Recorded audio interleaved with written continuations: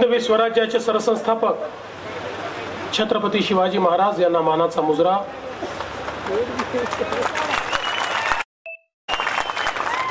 पांडुरंगाचा आशीर्वाद घेऊन आज या भव्य अशा सभेमध्ये ज्यांचा प्रवेश होतोय ते या भागाचे एक प्रभावी नेते आणि आमचे मित्र कल्याणराव काळेजी, या कार्यक्रमाचे अध्यक्ष चंद्रकांत दादा पाटील, सहकार मंत्री सुभाष बापू देशमुख, या भागातले ज्येष्ठ नेते सुधाकर पंत परिचारक मोठे मालक, आपले लोकप्रिय उमेदवार रणजित सिंग नाईक निंबाळकर, त्यासोबत मंचावर उपस्थित सन्माननीय रणजित सिंह दादा मोहिते पाटील, शिवाजीराव सावंत, प्रशांतराव परिचारक, ज्यांनी आज प्रचंड चौकार आणि षटकार मारले ते आपले शहाजी बापू पाटील, मंचावर उपस्थित धनाजी तात्या साठे, राजकुमार पाटील, संभाजीराजे शिंदे, अविनाश कोळी, राजेंद्र पाटील, समाधान काळे, विजयराव डोंगरे, ज्यांनी आज या ठिकाणी प्रवेश केला ते सोलापुरातील एक नामवंत व्यक्तिमत्व श्री रोंगे सर, त्याचप्रमाणे गोडकेजी, पवारताई, मंचावर उपस्थित भारतीय जनता पार्टी, शिवसेना, रिपाई, रासप या महायुतीचे सर्व पदाधिकारी आणि ज्यांनी कल्याणरावांसोबत भारतीय जनता पक्षामध्ये प्रवेश केला त्या माझ्या सर्व भगिनी आणि बंधूंनो, मी सर्वप्रथम आपल्या सर्वांचं भारतीय जनता पक्षामध्ये मनपूर्वक स्वागत करतो. बंधू भगिनींनो, विजयराव चौगुले देखील या ठिकाणी आहेत, मी त्यांचं नाव घ्यायला विसरलो. बंधू भगिनींनो, भारतीय जनता पार्टी ही कोणाच्या मालकीची पार्टी नाही आहे, ही कोणा परिवाराच्या मालकीची पार्टी नाही आहे, कोणा घराण्याच्या मालकीची पार्टी नाही आहे. भारतीय जनता पार्टी ही सामान्य कार्यकर्त्याच्या मालकीची पार्टी आहे. त्यामुळे ज्या क्षणी तुम्ही भारतीय जनता पक्षामध्ये प्रवेश घेता त्या क्षणी तुम्ही भारतीय जनता पक्षाचे मालक बनता. आणि म्हणून आता माझ्या समोर जे बसलेले आहेत ते सगळे भारतीय जनता पक्षाचे कार्यकर्ते आमचे मालक आहेत. आणि म्हणून सर्व मालकांना या ठिकाणी मी मनपूर्वक नमस्कार करतो. आज खरं तर ही अत्यंत आनंदाची गोष्ट आहे की कल्याणरावांनी भारतीय जनता पक्षामध्ये प्रवेश केला. गेल्या 4-5 वर्षामध्ये या सोलापूर जिल्ह्यामध्ये वेगवेगळी मंडळी जी त्या स्तरावर समाजामध्ये काम करत होती, सहकाराचं क्षेत्र असेल, शेतीचं क्षेत्र असेल, या विविध क्षेत्रामध्ये लोकांकरता व्यवस्था उभ्या करून आणि त्या ठिकाणी समाजामध्ये काम करणारी अशी सर्व मंडळी हळूहळू आम्ही भारतीय जनता पक्षासोबत जोडली. तशी चांगली माणसं दिसली की ती आम्ही जोडण्याचा प्रयत्नच करतो आणि एक चांगली मोठ या ठिकाणी बांधली.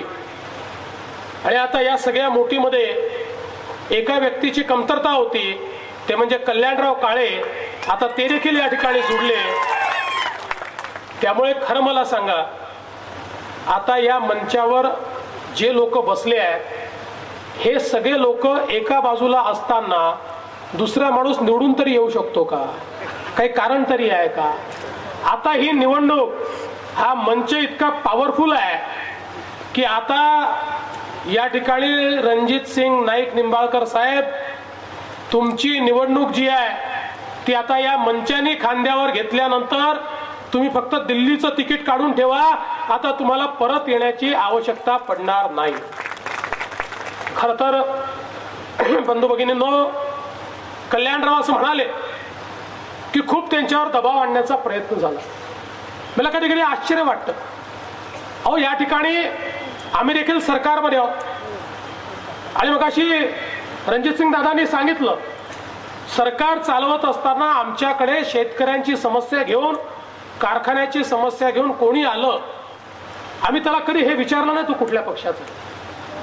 आज जर केवळ एवढा निकष असेल की ज्याला आम्ही मदत केली त्यांनी आमच्या सोबत आलंच पाहिजे, जसा दबाव कल्याणरावांवर टाकण्याचा प्रयत्न केला, मी तुम्हाला प्रामाणिकपणे सांगतो अर्धी काँग्रेस आणि अर्धी राष्ट्रवादी रिकामी करावी लागेल एवढं त्यांना आम्ही या ठिकाणी सरकारमध्ये आल्यानंतर मदत केली.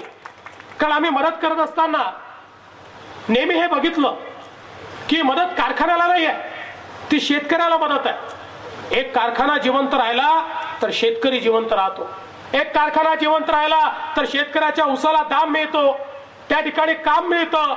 आणि म्हणून कधीही अशा प्रकारे दबाव तंत्राचा वापर न करता, खरं तर मी लाभार्थ्यांची यादी जर जाहीर केली तर अनेक लोकांना आश्चर्य वाटेल, असे शीर्षस्थ नेते देखील या सरकारच्या पॉलिसीजचे लाभार्थी आहेत.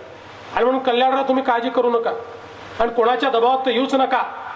दबाव टाकणाऱ्यांचे दिवस आता संपले आहेत, आता त्यांचा दबाव नाही चालणार.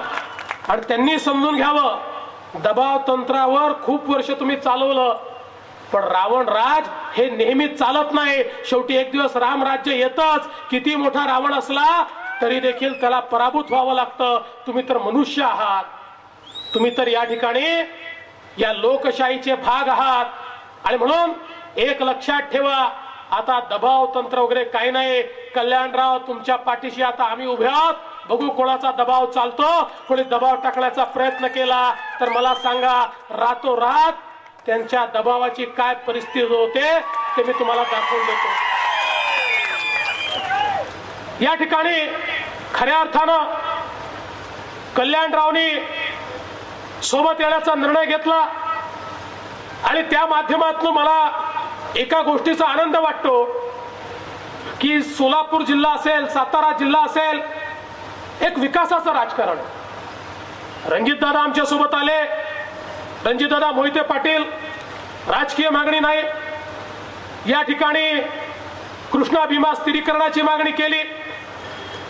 रणजितसिंग नाईक निंबाळकर सोबत आले, त्यांनी नीरा देवधरची मागणी केली.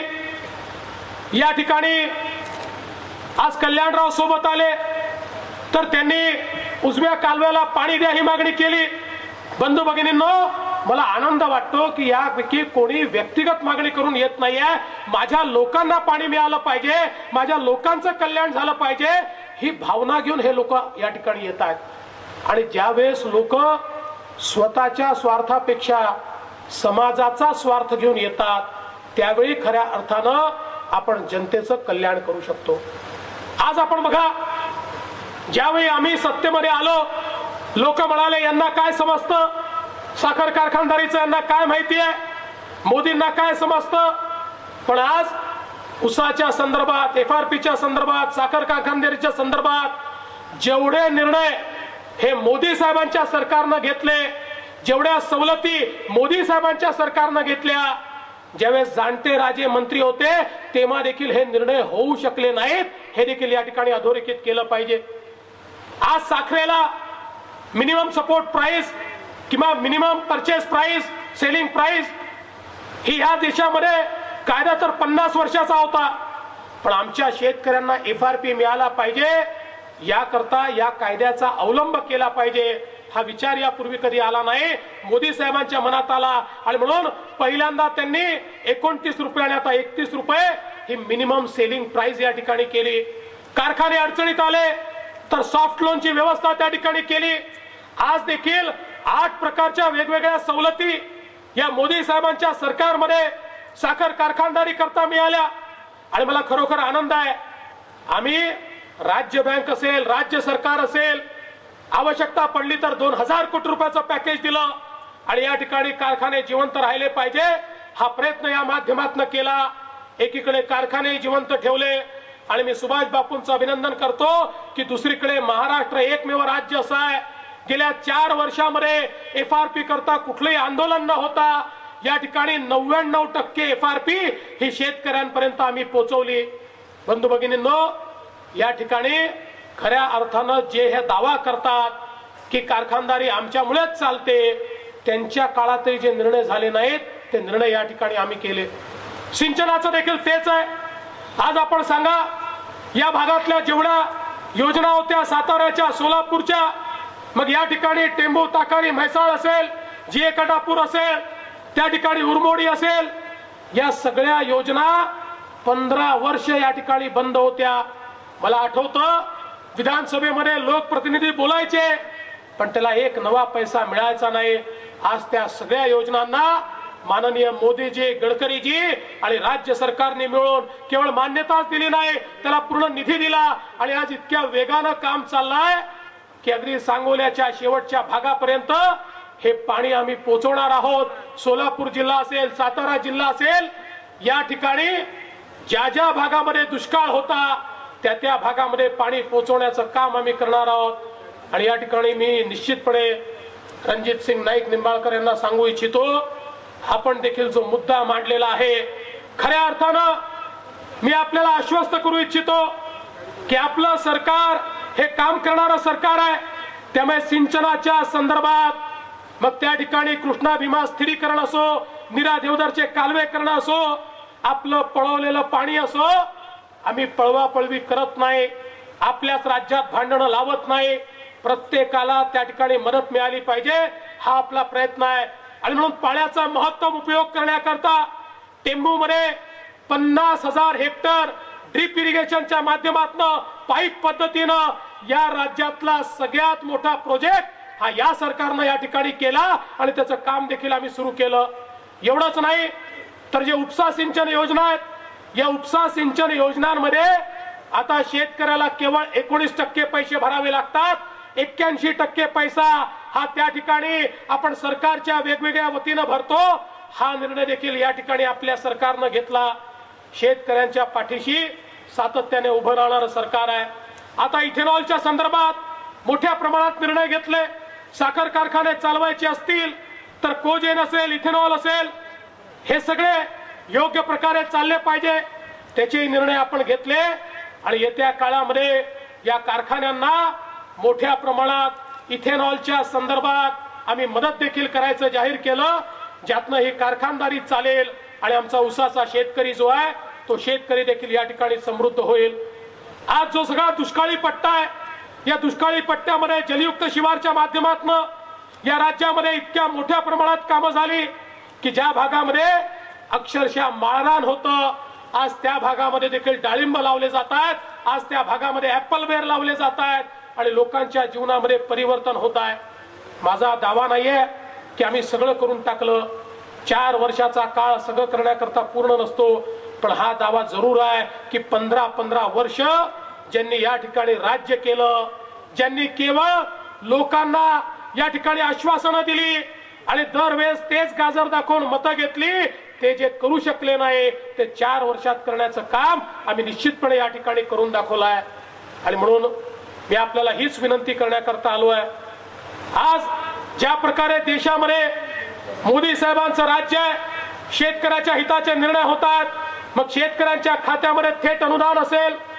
काल परवा तर मोदीजींनी जाहीरनामा, संकल्पपत्र जाहीर केलं आणि या संकल्पपत्रामध्ये सगळ्यात महत्वाचं जर काही असेल तर नेहमीच आमचे शेतकरी असं म्हणायचे, एक सरकारी बाबू हा 60 वर्षापर्यंत काम करतो, प्रत्येक महिन्याच्या 1 तारखेला पगार घेतो, 50-58व्या वर्षी तो रिटायर झाला की उर्वरित त्याचं जीवनभर त्याला पेन्शन मिळतं, पण शेतकऱ्याला पगार नाही, शेतकऱ्याला पेन्शन नाही, या शेतकऱ्याचं कोणी बघत नाही. माननीय मोदी साहेबांनी सांगितलं, आता पुन्हा एकदा आपल्या आशीर्वादानं देशामध्ये सत्ता आल्यानंतर कुठलाही शेतकरी 60 वर्षाचा झाला की त्याला पेन्शन देण्यात येईल, हा निर्णय मोदीजींनी घेतला. त्यामुळे आज आमच्या शेतकऱ्यांना त्यांच्या उतार वयामध्ये एक आधार देण्याचं काम झालं, शेतमजुराला पेन्शन देण्याचा निर्णय झाला. सामान्य माणसाच्या जीवनामध्ये परिवर्तन करणाऱ्या अनेक योजना या ठिकाणी झाल्या. मी सगळ्या योजना घेऊन आपल्याला वेळ घेणार नाही, पण आज एक गोष्ट निश्चितपणे सांगतो, कल्याणराव सारखे अनेक लोक या पक्षामध्ये येत आहेत कारण सगळ्यांना दिसतंय इतर पक्षामध्ये आज कुठली नीती राहिली नाही. आज कुठले नियम राहिले नाही, आज कुठलं धोरण राहिलं नाही. आज परिस्थिती अशी आहे, काँग्रेस सारखा पक्ष, एवढा मोठा पक्ष, त्याचे नेते राहुल गांधी, त्या राहुल गांधींची तर अवस्था अशी आहे, ते रोज काय बोलतात त्यांना देखील समजत नाही. म्हणजे त्यांच्या भाषणाची अवस्था तर अशी आहे. बंधू भगिनींनो, आपण जर टीव्हीवर एखादं सिरियल बघितलं तर त्या सिरियलच्या आधी एक सूचना येते आणि त्या सूचनेत लिहिलं असतं की या सिरियल मधले सगळे पात्र काल्पनिक आहे, यातलं कथानक काल्पनिक आहे, याचा कुठल्याही व्यक्तीशी संबंध जुळला तर तो योगायोग समजावा, हे निवळ मनोरंजनाकरता सिरियल आम्ही दाखवतोय. काही दिवसांनी राहुल गांधींचं भाषण असेल तर त्याच्या आधी टीव्ही वाले असंच दाखवतील, या भाषणातले सगळे मुद्दे काल्पनिक आहे, या भाषणामधलं सगळं कंटेंट काल्पनिक आहे, याचा कुठल्याही वास्तविकतेशी संबंध नाही आहे, संबंध आढळला तर तो योगायोग आहे. तुम्ही तुमच्या जबाबदारीवर भाषण ऐका, भाषणावर विश्वास ठेवला तर तुम्ही जबाबदार असाल, आम्ही जबाबदार असणार नाही. आम्ही केवळ मनोरंजनाकरता हे भाषण दाखवतो. ही अवस्था या ठिकाणी राहुल गांधींची आहे. आणि दुसरीकडे पवार साहेबांची अवस्था तर अजूनच वेगळी आहे. आता मला सांगा, ती टीम काय मॅच खेळेल ज्याचा कॅप्टनच घरी गेला? ओपनिंग बॅट्समन म्हणून कॅप्टन उतरला आणि उतरल्यानंतर सांगितलं सेंचुरी मारतो, सेंचुरी मारतो, आणि 8व्या दिवशी सांगितलं मी रिटायर आहे, मी आता लढतच नाही. बंधू भगिनींनो, ही टीम आमच्याशी काय मुकाबला करणार आहे? या टीमचे दिवस गेले, आता या टीमचे दिवस आहे. आता राज्य ही टीम चालवणार आहे, ती टीम नाही. ती टीम संपलेली टीम आहे. आता देशात नाही, राज्यात नाही, आता देशात आणि राज्यात ही टीम या ठिकाणी काम करणार आहे. आणि म्हणून तुम्हाला विनंती आहे, तुमचा आशीर्वाद हा या टीमच्या पाठीशी उभं करा. आम्ही तुम्हाला या ठिकाणी शब्द देतो, आम्ही शब्दाचे पक्के लोक आहोत. आम्ही राजकारणी नाही आहोत, आम्ही केवळ राजकारण करून या ठिकाणी मोठे झालेले नाही आहोत. समाजाची, सामान्य माणसाची सेवा केली म्हणून इथपर्यंत पोहोचलो आहोत. आणि म्हणून हे जे सगळे प्रश्न या ठिकाणी निर्माण झाले आहेत, या प्रश्नाला निश्चितपणे या ठिकाणी उत्तर दिल्याशिवाय आणि या संपूर्ण प्रश्नांचं या ठिकाणी खऱ्या अर्थानं निराकरण केल्याशिवाय आम्ही थांबणार नाही. खरं म्हणजे या महाराष्ट्रामध्ये सिंचनाच्या संदर्भात अनेक गोष्टी आपल्याला पाहायला मिळाल्या. मागच्या काळामध्ये शेतकऱ्यांनी ज्यावेळेस पाणी मागितलं त्यावेळेस त्यांना काय देण्याचं कबूल केलं, त्यावेळेस अजितदादांनी काय सांगितलंय आपल्या सगळ्यांना माहिती आहे. पण त्या एका घटनेने या राज्याची दिशा बदलली. आणि या राज्याची दिशा बदलण्याकरता जो कारणीभूत होते ते भैया देशमुख यांनी देखील जनहित शेतकरी संघटनेचा पाठिंबा आज आपल्याला दिलाय. आणि म्हणून भैया देशमुखांचं देखील या ठिकाणी मी मनपूर्वक स्वागत करतो, अभिनंदन करतो. आणि बंधू भगिनींनो, आपला आशीर्वाद आम्हाला द्या, आपल्याकरता काम करू, आपल्या आशीर्वादाकरता काम करू, एवढंच या ठिकाणी बोलतो आणि माझं बोलणं संपवतो. धन्यवाद. जय हिंद, जय महाराष्ट्र.